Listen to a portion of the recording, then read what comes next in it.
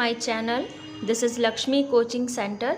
बच्चों, आज मैं जो क्वेश्चन बताने जा रही हूँ ये वेस्ट बंगाल बोर्ड का क्लास 7 का एक area of rectangle and square का क्वेश्चन है, क्वेश्चन नंबर 12, जो कि एक मेरे फ्रेंड्स ने मुझसे पूछा था, तो मैंने सोचा कि मैं आप लोगों से क्यों ना शेयर करूँ, तो मैं आज ये आपको सिखाने जा रही हूँ। देखिए, The path that lead to our house is 2 meter wide.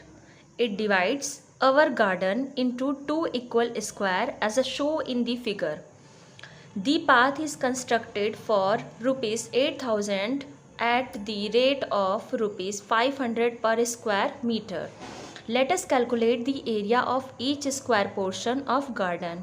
If the breadth of the whole plot of rectangular land on which the house is built is 4 meter, let us calculate the area occupied by the house itself. इसका मतलब क्या है बच्चों?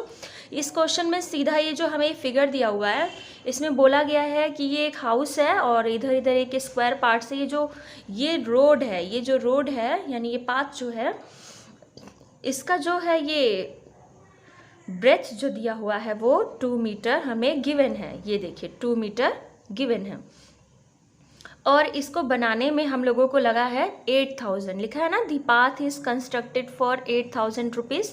इसको बनाने में 8,000 rupees लगा है और ये भी बोला गया है कि भाई पर स्क्वायर मीटर में लगा है 500 रुपीज़।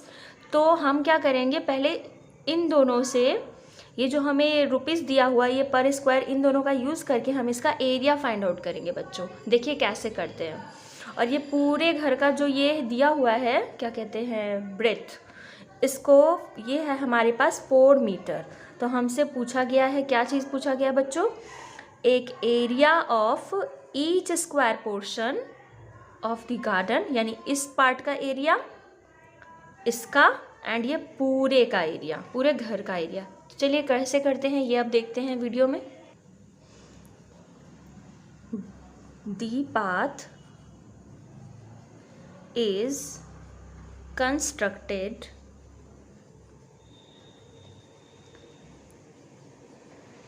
at the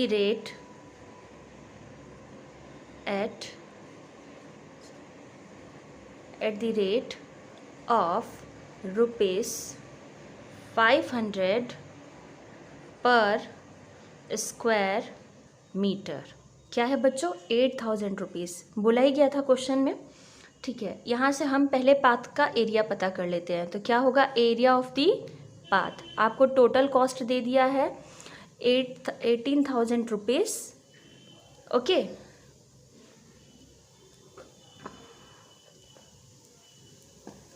18,000 रुपीज़ दे दिया है।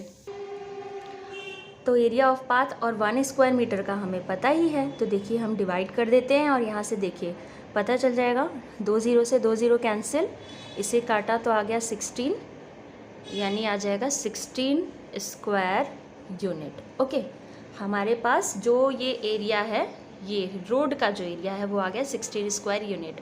बच्चों यहाँ पे हमें ब्रेथ तो पहले ही दे दिया है, तो हम एरिया और ब्रेथ से लेंथ निकाल लेंगे। तो कैसे निकालेंगे, देखिए लिखेंगे ब्रेथ ऑफ द पाथ, क्या है बच्चों, 2 मीटर गिवन है ये तो हमको। ठीक है, यहाँ डाल देते हैं, हमें गिवन है। तो यहाँ से बच्चों लेंथ निकालेंगे, length of the path. Area पता ही है, फॉर्मूला कैसे निकालते हैं, 16 ये जो एरिया है उससे हम लोग ब्रेथ से डिवाइड कर देंगे, यानी 2 से ये कट जाएगा तो क्या आया, 8 मीटर। लेंथ भी पता चल गया, यानी ये वाला जो लेंथ है बच्चों ये क्या है, 8 मीटर है। तो हमसे पहला क्वेश्चन पूछा गया था कि यहाँ पे देखिए, the area of each square portion, तो इसका एरिया पूछा गया, यही तो स्क्वायर है, इसका एरिया देखिए ये पता चल गया, यानी साइड, यानी 8 मीटर पता चल गया। ये 8 है तो ये भी 8 है, तो एरिया का फॉर्मूला लगा देते हैं। तो कैसे लिखेंगे, लिखेंगे बच्चों area of each square portion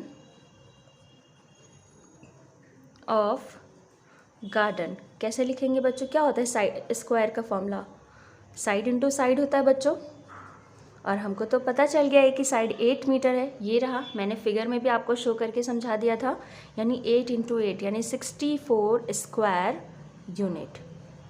एक आंसर आ गया बच्चों, ये हमारा एक आंसर है। ठीक है, सेकंड पूछा गया है। अब ये तो पता चल गया बच्चों, ये 8 है, 8 है। अब ये देखिए ब्रेथ कैसे निकालेंगे, ये हमें ब्रेथ तो हमें दिया हुआ है इसका 4 मीटर, लेंथ कैसे निकालेंगे। देखिए ये 8 है, यहाँ पर ये 2 था, तो ये भी 2 है बच्चों, यानी 8 + 2 यानी, और ये क्या है 8 है। टोटल कितना हो जाएगा 18, यानी 18 मीटर।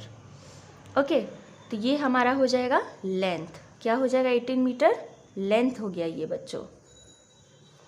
ठीक है, ये तो लेंथ हो गया, और ये हमें क्वेश्चन में गिवन है 4 मीटर, तो एरिया अब तो इजीली निकल जाएगा। ये 18 है ये पूरा, और ये 4 है, ये पूरा शेप रेक्टेंगल जैसा है। चलिए कैसे करते हैं, देखिए क्वेश्चन में लिखेंगे लेंथ ऑफ द हाउस। क्या है लेंथ ऑफ द हाउस, 8 + 2 + 8 यानी 18 मीटर, और हमको ब्रेथ तो दिया ही था, तो ब्रेथ ऑफ द हाउस क्या है बच्चों, ब्रेथ क्या है 4 मीटर है, ये हमको गिवन है। ओके, तो एरिया तो, अगर घर तो हमारा पूरा रेक्टेंगल शेप में है, तो एरिया का फॉर्मूला होता है L × B। ओके, तो कैसे करेंगे, एरिया ऑफ द हाउस क्या हो जाएगा बच्चों, L × B, यानी 18 × 4, 18 4 जा 72 स्क्वायर यूनिट। ये देखिए आंसर आ गया। आई थिंक बच्चों आपको समझ में आ गया होगा। क्वेश्चन नंबर 12 था, ये देखिए दोनों चीज़ें हमसे पूछी गई थी, ये हमने निकाल दिया। चलिए करते हैं नेक्स्ट क्वेश्चन।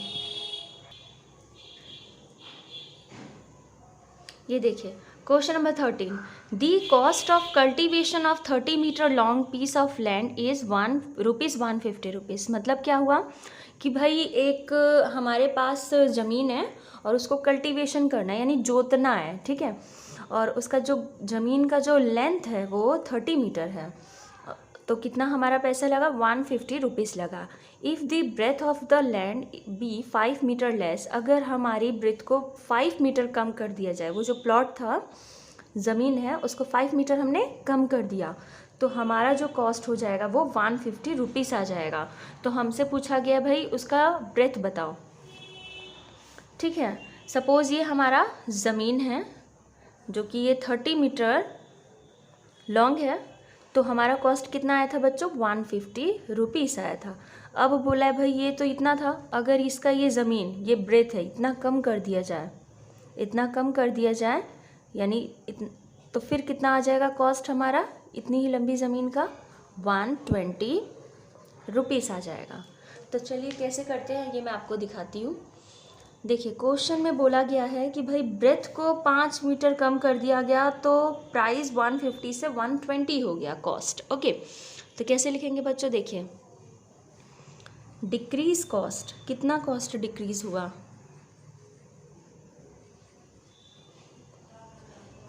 पहले था ₹150, बाद में था ₹120 था ना, तो ये आ गया ₹30 आ गया। ठीक है, अब भाई ₹30 हुआ, तो भाई 5 मीटर कम होने पे हुआ, तो और पूछा क्या गया है बच्चों, the breadth of the land, तो हम कैसे लिखेंगे, let the breadth of the land be x metre. Okay, x metre लिख लिया हमने। सॉल्व कैसे करेंगे ये देखते हैं, और ये भी बता देती हूँ, इसमें देखिए ब्रेथ कितना दिया है, 5 मीटर लेस हो जाता है। कितना लेस होता है, इफ़ दी ब्रेथ लेस, कितना हुआ था 5 मीटर। देखिए बच्चों इस क्वेश्चन को करने का तरीका देखिए, हम यहाँ लिख लेते हैं कॉस्ट, कितना कॉस्ट लगा था वो लिख लेते हैं, कॉस्ट को रुपीस में, सॉरी कॉस्ट रुपीस में ही होता है, एंड ये रुपीज़ है बच्चों, ओके। एंड यहाँ पे ब्रेथ जो है वो मीटर में है। कॉस्ट देखिए, जब 30 रुपीज़ हुआ तो हमारा ब्रेथ जो था वो 5 मीटर आया, ठीक है। अब जब 150 था तो हमको लेंथ तो दिया था बच्चों, ये देखिए 150 का लेंथ दिया था मगर ब्रेथ नहीं पता, तो हमने ब्रेथ को x मीटर मान लिया, ओके। अब इसको हम लोग ऐसे सॉल्व करेंगे, 30 रेशो ये 150 एंड 5 रेशो ये x हो गया।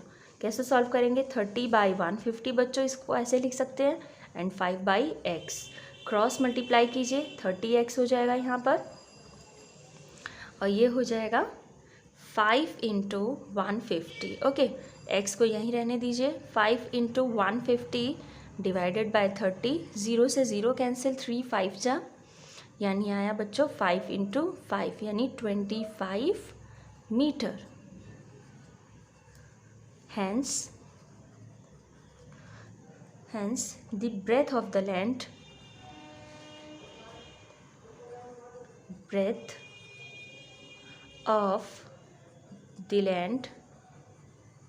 is 25 metre. आई थिंक बच्चों आपको समझ में आ गया होगा। कोई भी दिक्कत हो तो प्लीज़ मुझसे शेयर कीजिएगा, मैं आपसे आपकी सारी प्रॉब्लम को सॉल्व करूँगी। और प्लीज़ मेरे चैनल को सब्सक्राइब कीजिएगा, लाइक कीजिएगा एंड कमेंट्स भी कीजिएगा। ये देखिए, मैं एक बार स्टार्टिंग से आपको दिखा देती हूँ मैंने आज जो आप लोगों को सिखाया बच्चों, ये देखिए। एंड ये नेक्स्ट क्वेश्चन था,